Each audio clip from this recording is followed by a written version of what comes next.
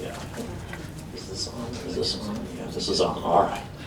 So how are you doing today? Good. Are we happy? Yeah. Is the semester ending? So we're very happy. How many have heard me ever do a talk or a fireside or a Kennedy Center thing or something or other? Handful. All right. So thanks for the introduction. And thanks for inviting me here to chat.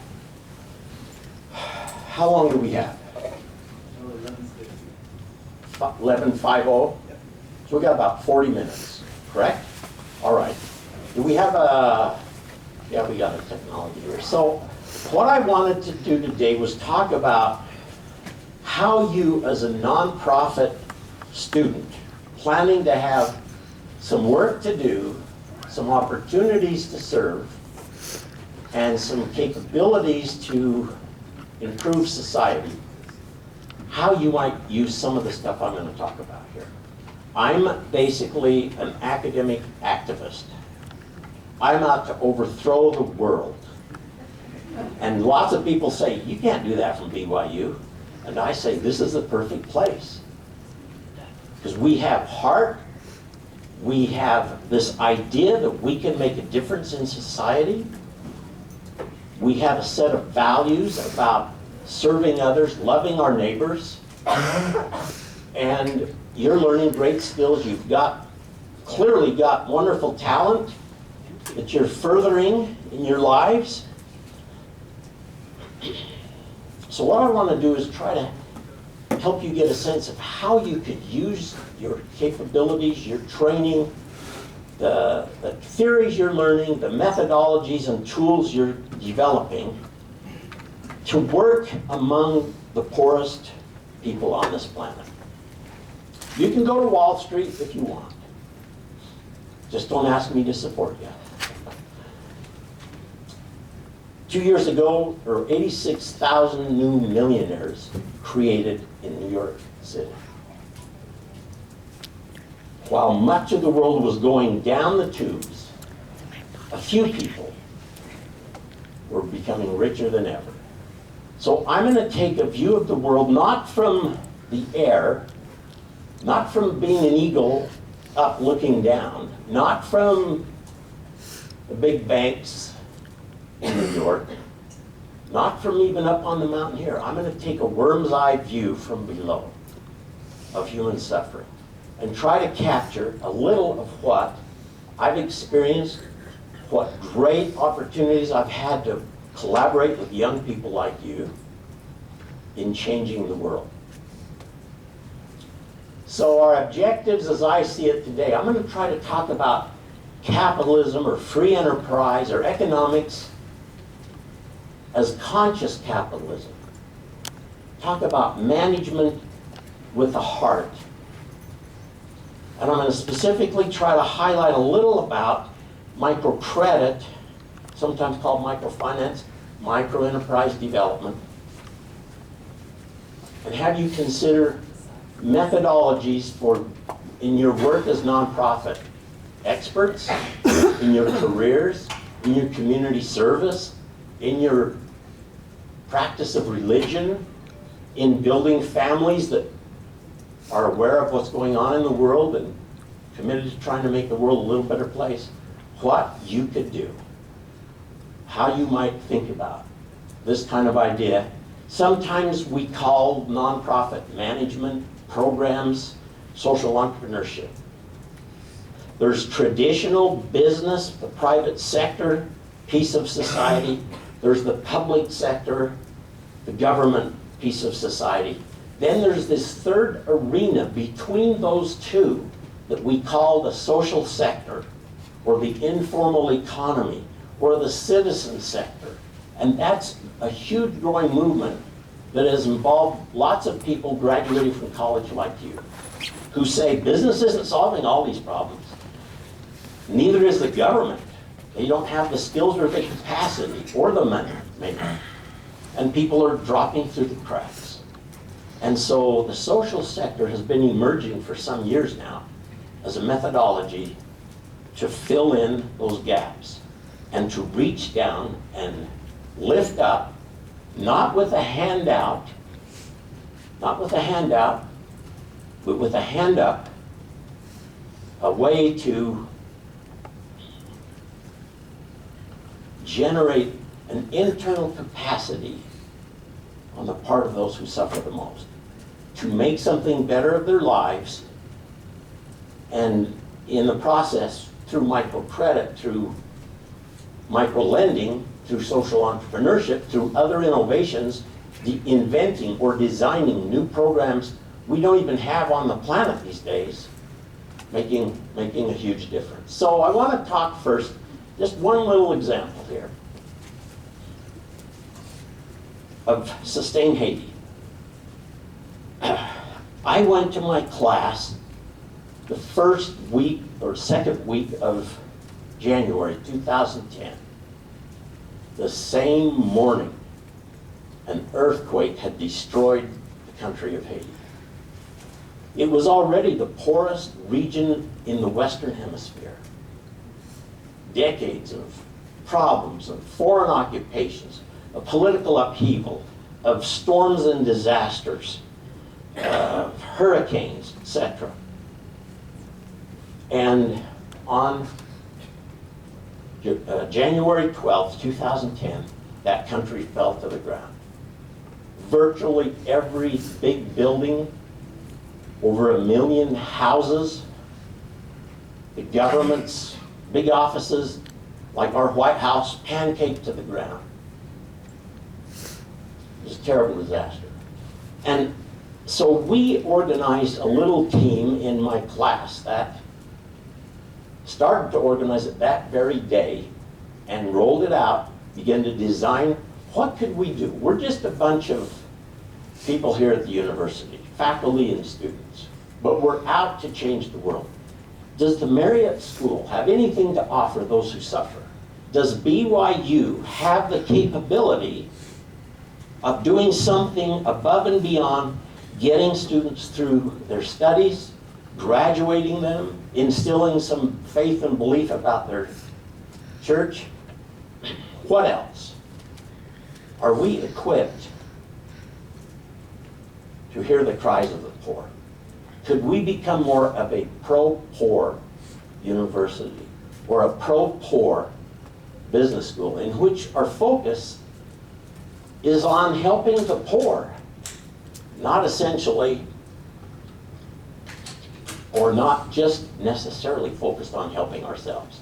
So we start this little project, and we form teams in the class the first day. And people said, let's go study what we might do, let's find out how bad the situation is, and then we can address the problems and begin to design some solutions for those people.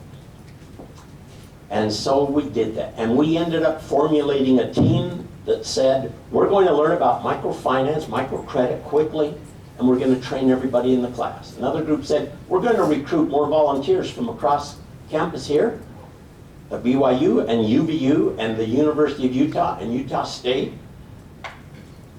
Others said, we'll figure out where we should go. Where's the worst hit areas in Haiti? So what kind of needs analysis might we do?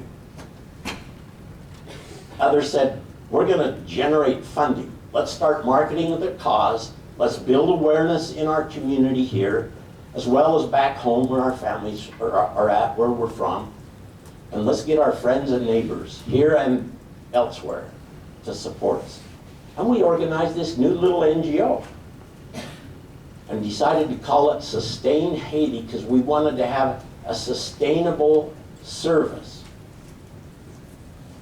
for empowering the poor. And so that little project started. And I want to just say, the day I arrived, here's what happened. I flew in that summer. We sent a group of students down to work there that summer, between 40 and 50, as we designed projects, as we raised money, and we figured out how we could be helpful. When I arrived there, the day I arrived I had my 2 sons and a couple other volunteers with me. We landed in Port-au-Prince at the airport. A friend's there to pick us up.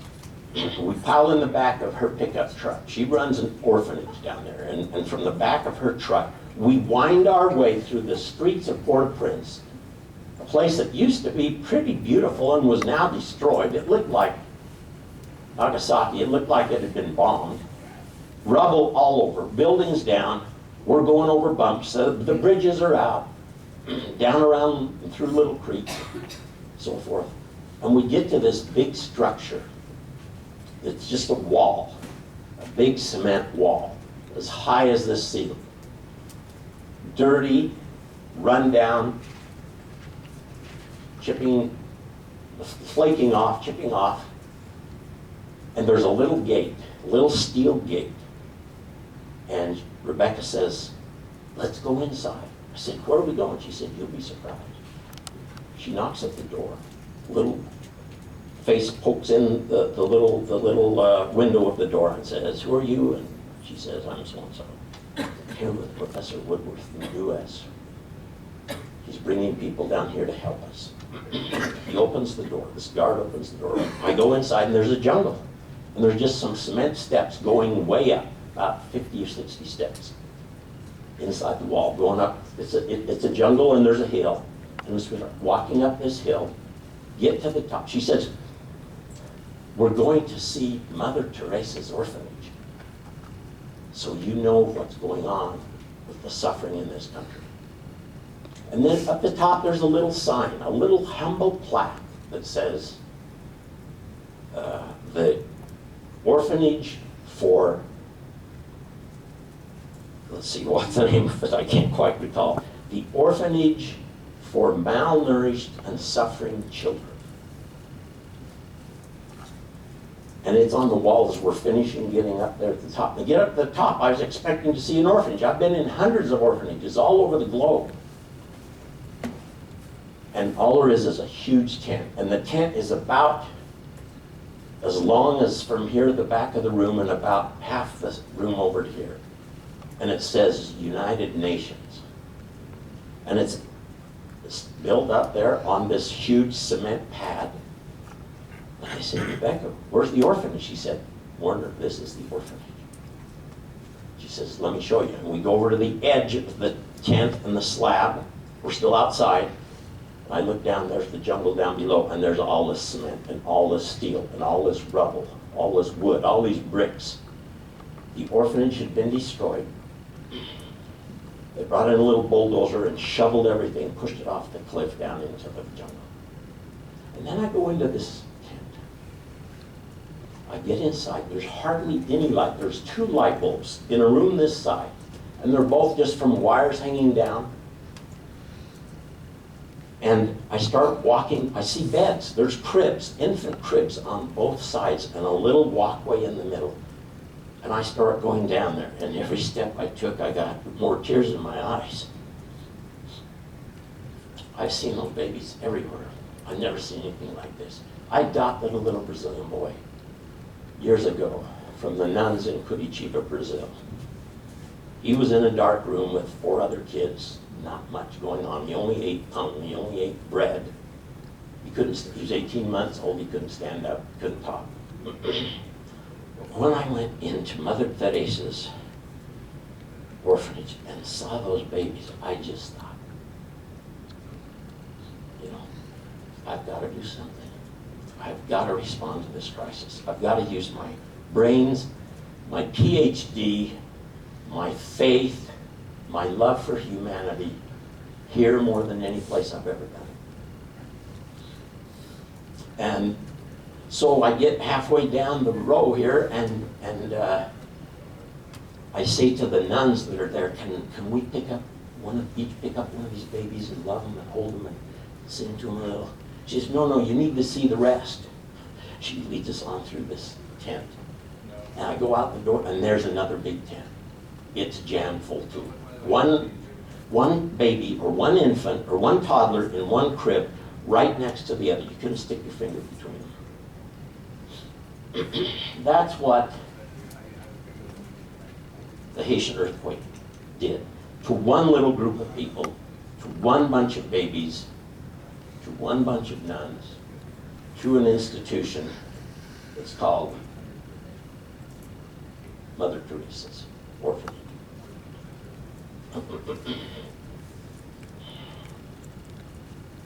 So I was in such a shock.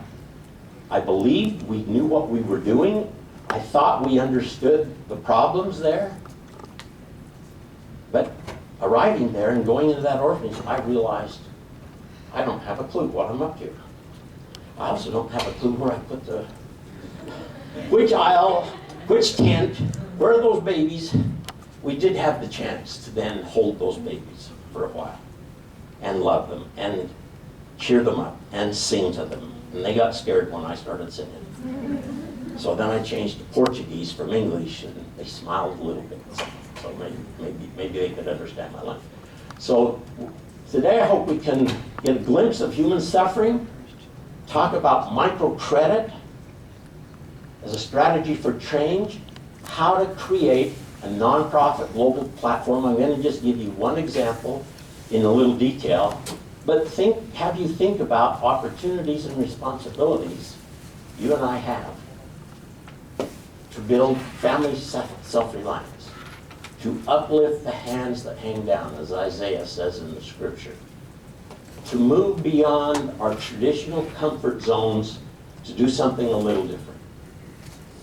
Here's what the last decade and a half have done in terms of crises, in terms of human pain. Mitch destroying Central America in 1998-99. Darfur and the genocide problems. 9/11. 9/11 killed thousands of people. It destroyed 80,000 small businesses in New York City. So we're doing microfinance there as a strategy to try to help rebuild that economy. For the poor, the rich on Wall Street in New York, they're happy. For the masses of the poor, they suffer. Iraq, Afghanistan war, it's almost $3 trillion flushed down the toilet. Asian tsunami that hit 11 countries, killed thousands of people. The Pakistan quake, where most NGOs and most governments said it's too dangerous, we can't go help them. 35,000 people died. Katrina on our shores, the Haiti earthquake, the revolutions, the Arab Spring, the changes in the Middle East, specifically Egypt, Libya, now Syria, etc., and the devastating destruction of the tsunami in Japan and the earthquake there. I want to recognize and express my love and appreciation to Muhammad Yunus. How many have heard of Yunus? Recipient Nobel Peace Prize, person who launched this microcredit movement in Bangladesh. With his fancy degree, he got a PhD here in the States, went home to his country, and realized the series he learned here weren't helping anything at home. So he established this little thing called microcredit, and eventually he formulated it from an NGO into a bank for the poor, a pro-poor bank that now has 8 million borrowers, has given out billions of dollars, 98% payback rate. Most of that money has gone to poor women. And I've been learning from him since I first brought him here 15 years or so ago, in the 90s at some point.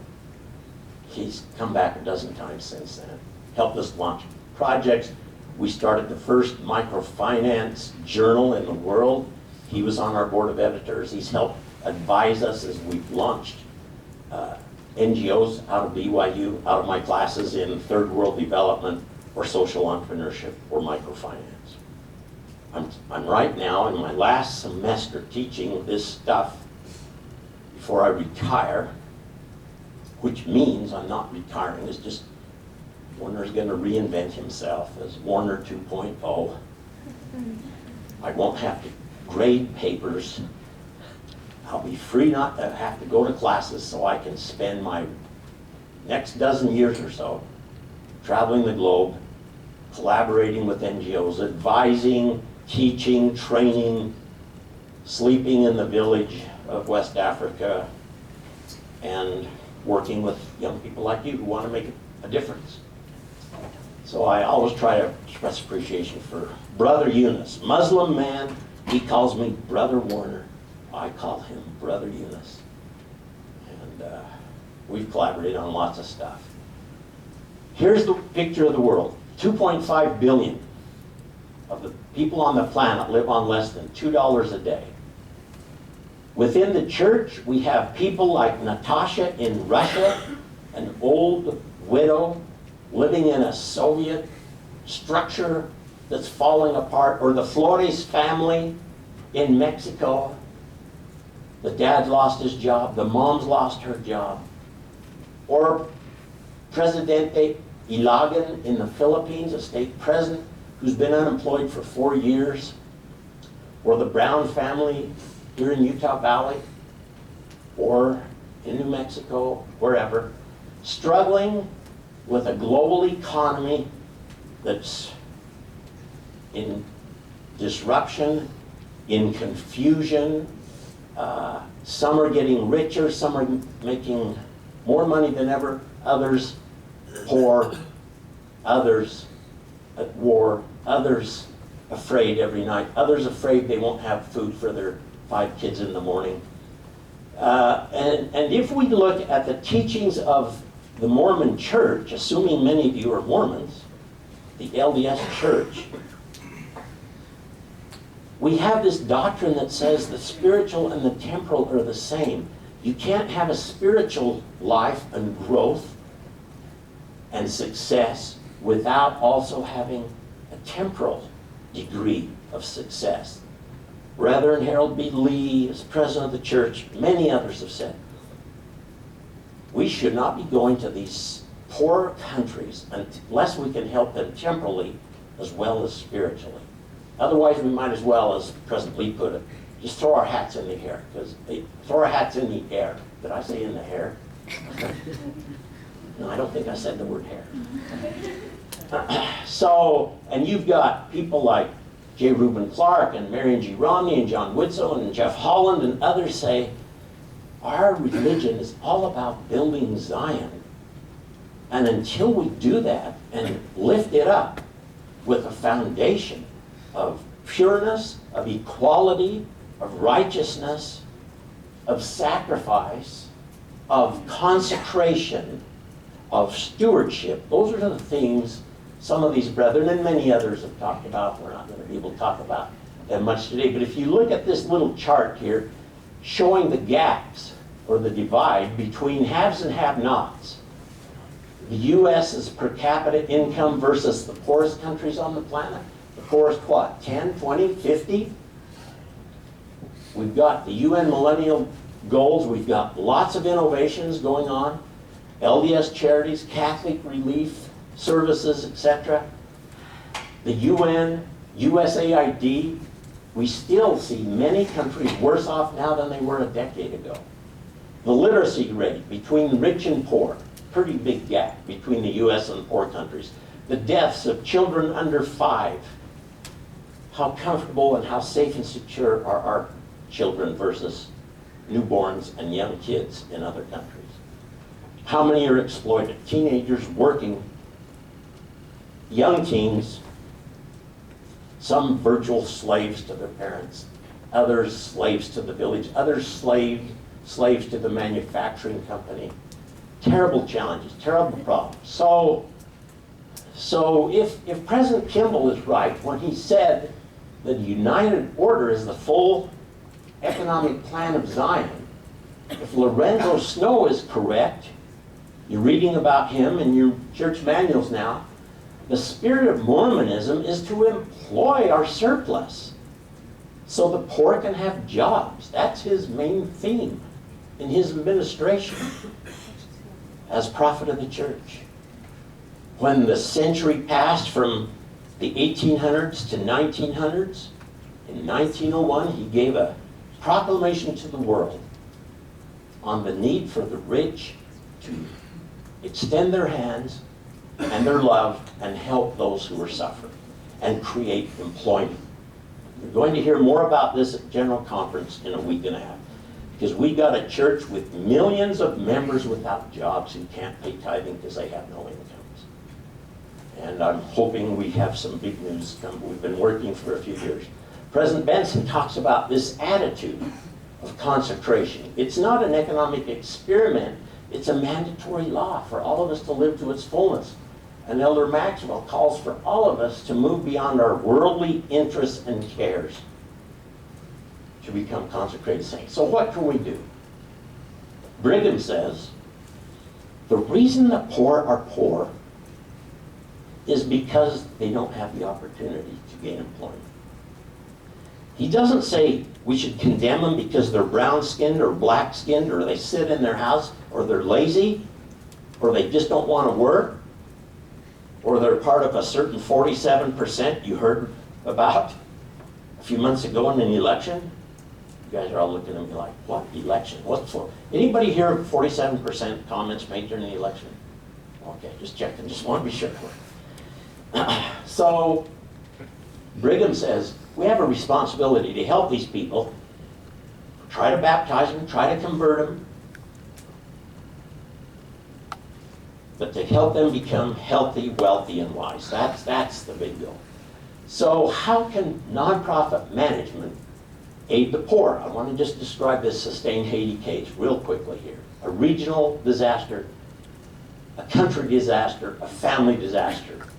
7.0 quake, 300,000 plus people killed,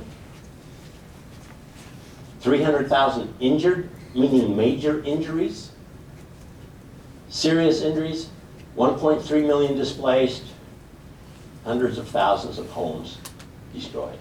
And this is just one of my colleagues, one of my students from that first year, walking through a little neighborhood where they're starting to clean up.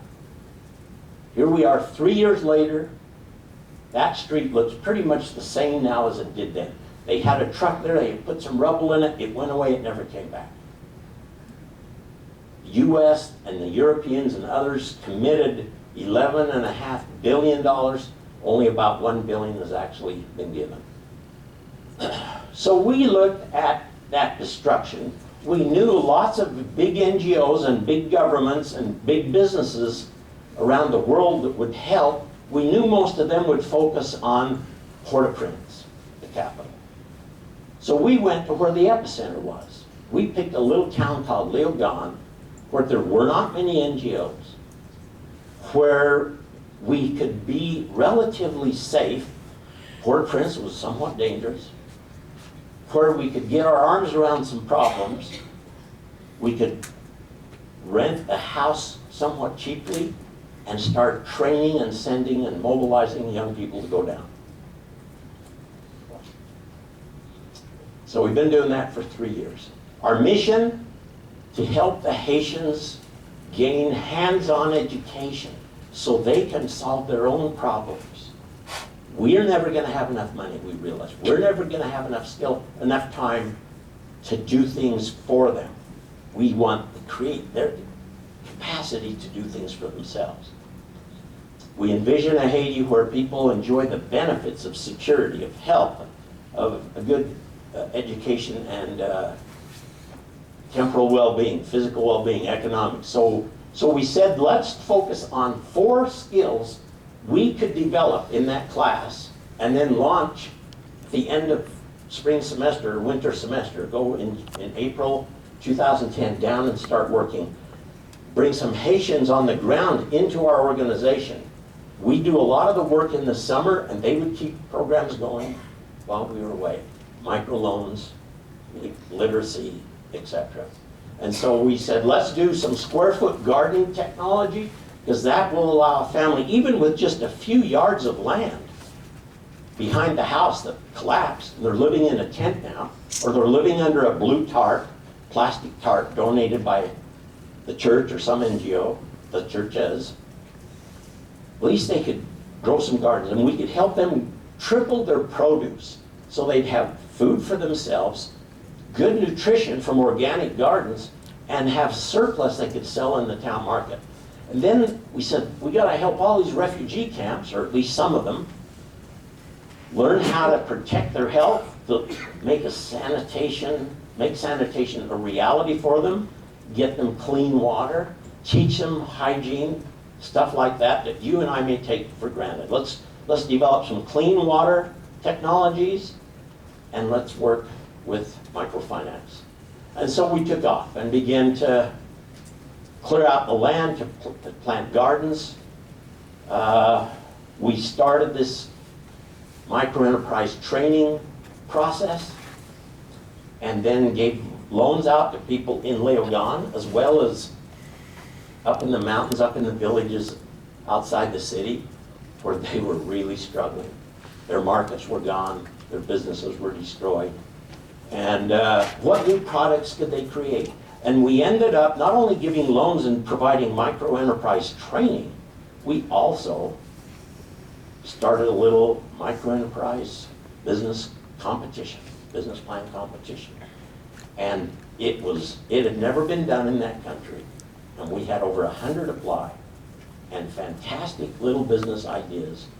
We gave $1,000 to the winner that first year, and then a couple $500 winners. And then we gave microloans to a bunch of others to grow their businesses and have them take off. We focused on public health, collaborated with other NGOs to get wells dug in some of the areas there, and composting latrines. We did English training, English education. We volunteered at orphanages. We got community teams to go with us and shovel the rubble out of areas around orphanages and some of our nonprofit clients we wanted to work with. Last summer, we taught English as a second language to over 500 students. And I love the fact that these BYU volunteers from across campus, from the Marriott School here, as well as sociology, as well as engineering, etc., would get up at 5:30 in the morning and walk a few blocks to a big tent and teach English for an hour, starting at 6:30 in the morning, and breaking this big group of 500 young people wanting to learn English into smaller units so we could really help them, really mentor them, etc.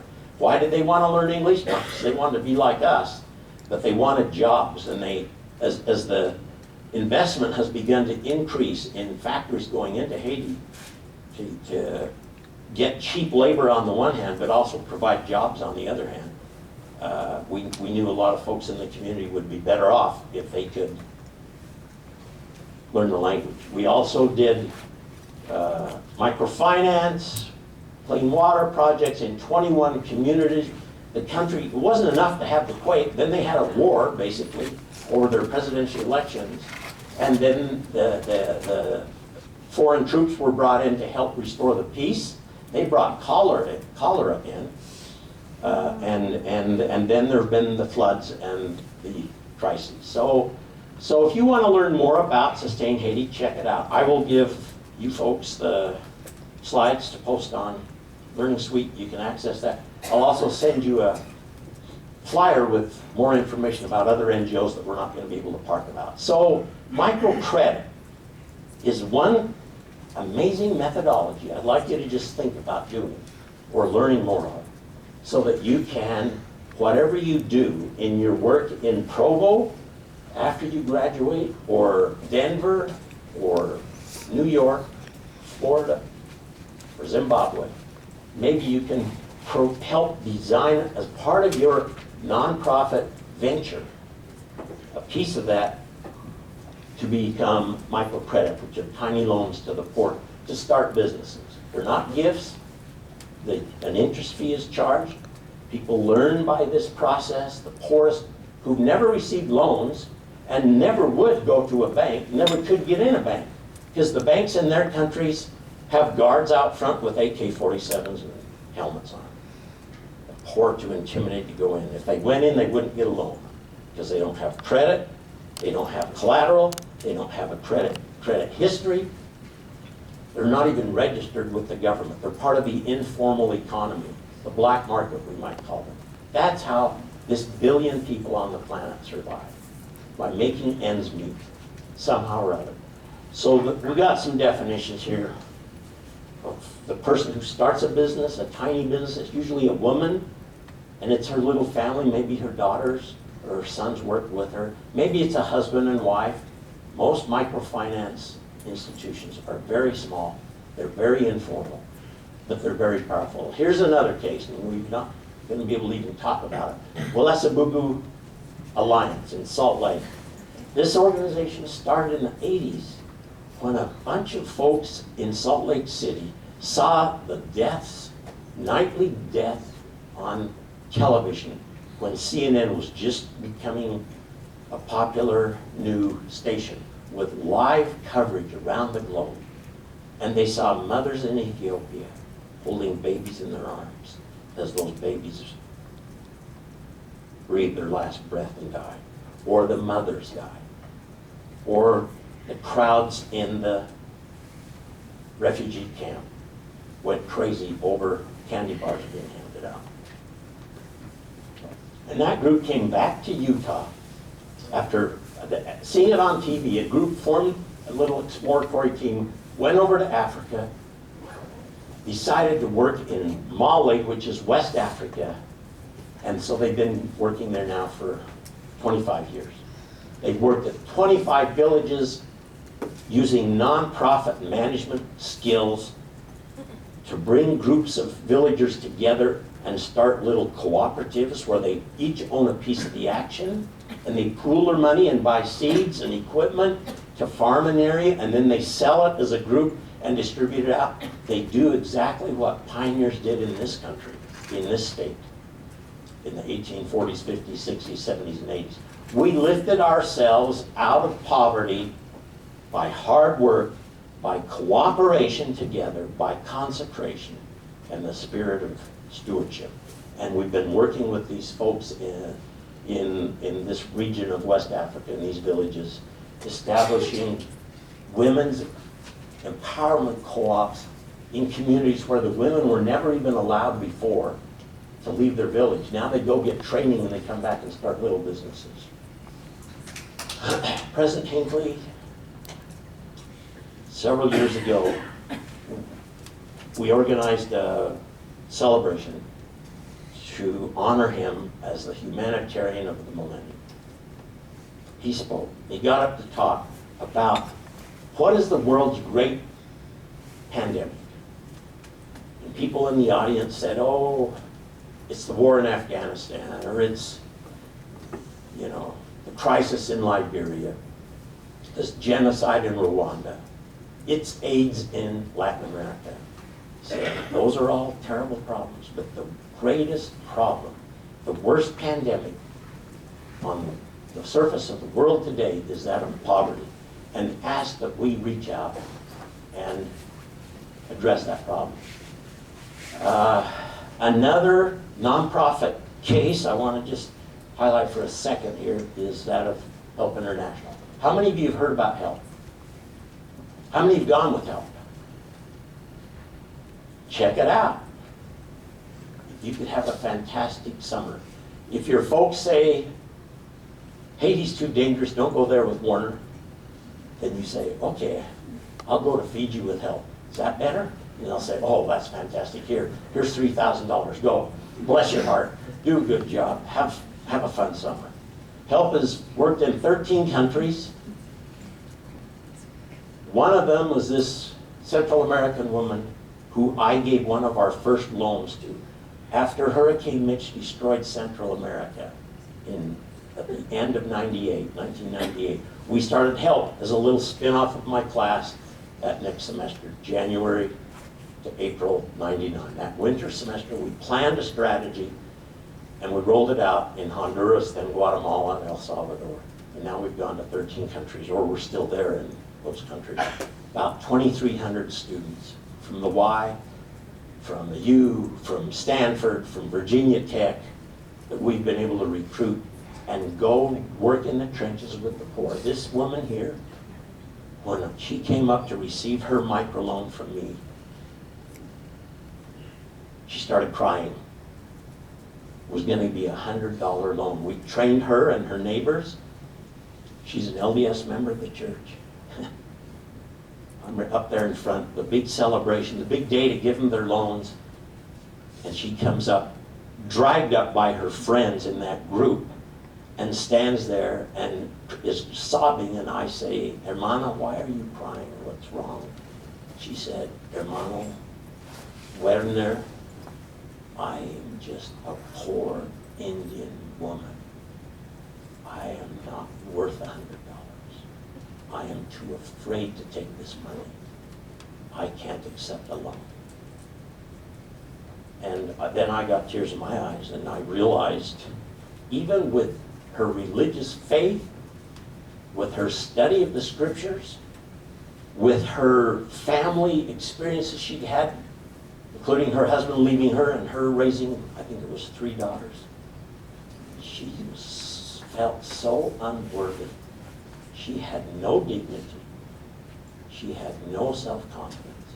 And I saw her a couple more times in the subsequent years. Whenever I was going back to Central America with help, I would check her out. She became a totally different person. Micro-lending empowers women and gives them a sense of dignity. There's other families I wanted to talk about, some of these cases, like the Williams in Elk Grove, California, that started a decade ago, started what they call a little neighborhood action group. Jack Williams is the stake president, but he's been doing this for many years before with some stake members, some ward members, some Catholics and Baptists in his cul-de-sac and in his neighborhood. And they meet every other month. They learn more about poverty, and they pool together some money and send it to an NGO. They worked with HELP for over a decade, gave us $50,000 probably. It went toward microcredit, healthcare, etc. And we could talk about all these others, we don't have time. So, hugging babies in the orphanage, teaching microfinance, sharing literacy skills, assisting those who are handicapped or disabled or disadvantaged in a rural medical clinic or a downtown hospital, whatever. Final couple cases here. Maybe you can't go elsewhere in the world, but you speak Spanish, you served a mission in Madrid or in Boston, Spanish speaking, or California, and you learn to love those people. One option you have while you're going to school here, and while you want some credit for that, is you can join me and work with Microbusiness Mentors. It was funded and started by a team of students in my class, 2003 or 4, something like that. And we provide micro-lending through this organization called Microbusiness Mentors, Mentores para la Microempresa. We provide training.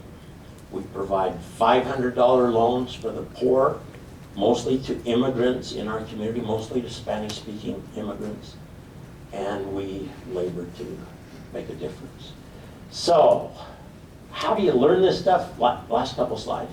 One is, you've got to learn to challenge the status quo and ask questions and develop some bold, crazy ideas that you want to do while you're a student or that you want to do when you start your career.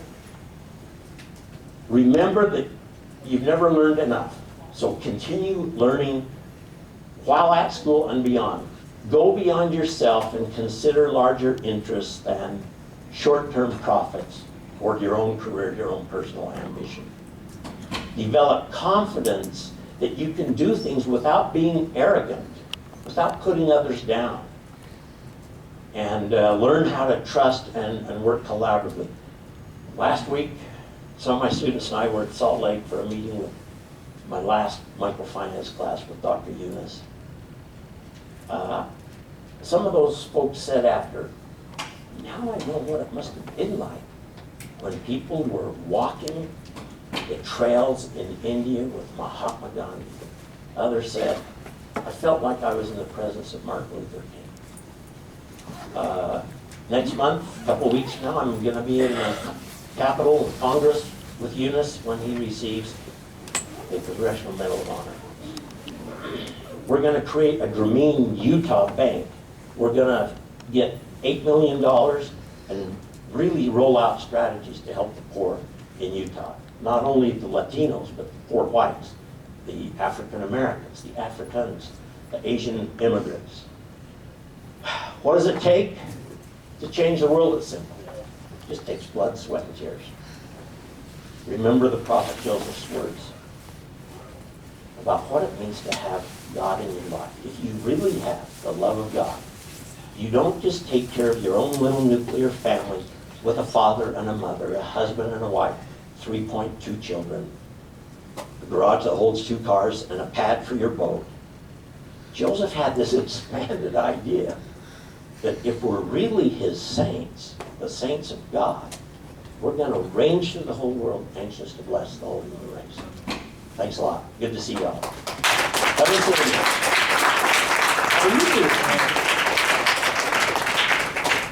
I'm seeing more friends all the time here. On behalf of the NMSA and all of us, we wanted to thank you for spending all of it of your wisdom with us. Feel free to email me. We'll talk more.